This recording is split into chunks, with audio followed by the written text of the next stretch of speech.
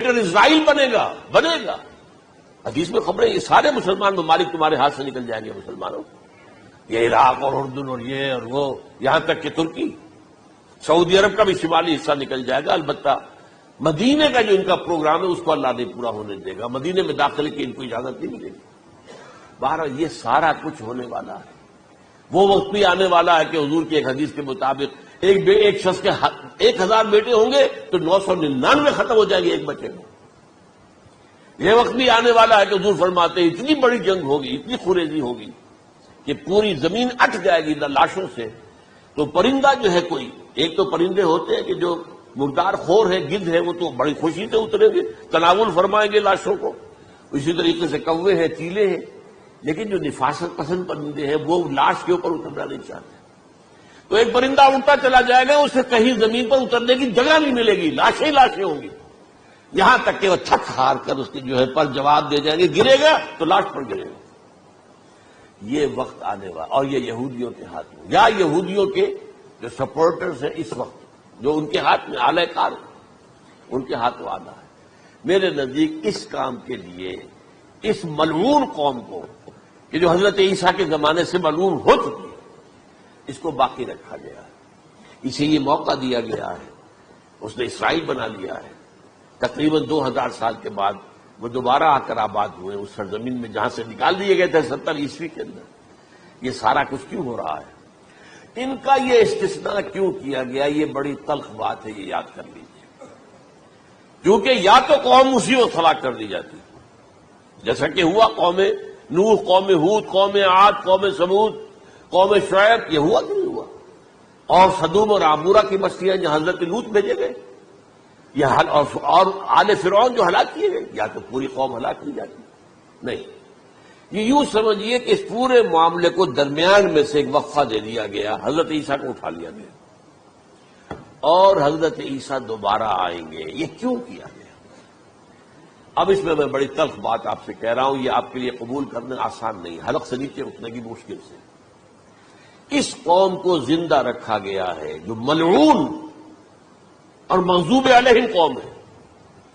سب سورہ فاتحہ میں مفسرین لکھتے ہیں ضالین یہ نصارہ ہے، اور مغضوب علیہم یہ یہودی ہیں. اور قرآن کہتا ہے لعن الذین کفروا من اہل الکتاب علی لسان داؤد وعیسی ابن مریم. لعنت کی گئی ایک ملعون اور مغضوب قوم کے ہاتھوں. آخری امت محمد، اور اس کا بھی بہترین حصہ، اس پر عذاب ان کے ہاتھوں آئے گا. اربوں پر عذاب یہودیوں کے ہاتھوں، اس لیے ان کو بچایا گیا. یہ میں نے کئی دفعہ واقعہ سنایا، مولانا اسلائی صاحب بتایا کرتے تھے، کیونکہ وہ راجپوت تھے، یو پی کے راجپوت مشرقی حصے کے. کہ ہمارے ہاں کوئی نوجوان اگر کوئی بڑی گری ہوئی حرکت کرتا تھا تو اس کے سر پر چمار کے ذریعے، چمار کے ہاتھوں جوتا لگوایا جاتا تھا. اگر راجپوت کے سر پر راجپوت کا جوتا گرا تو چلو تکلیف تو ہوئی، لیکن یہ کہ راجپوت کا جوتا گرا ہے نا، پڑا ہے.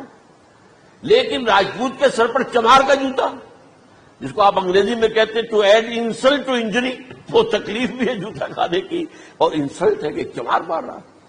یہ امت سب سے خیر امت ہے. کنتم خیر امت اخرجت للناس. اس کے لیے عذاب بھی بدترین آئے گا. اور کن پر آئے گا؟ اس امت کا جو اصل نیوکلیس ہے عرب، جس کے بارے میں حضور کی حدیث موجود ہے ویل للعرب. عرب کے لیے بہت بڑی ہلاکت ہے. اور آج ہماری نظر میں آ رہا ہے وہ ملعون اور مغضوب علیہم قوم، ان کے سینے کے اندر خنجر کی طرح بھونکی گئی ہے.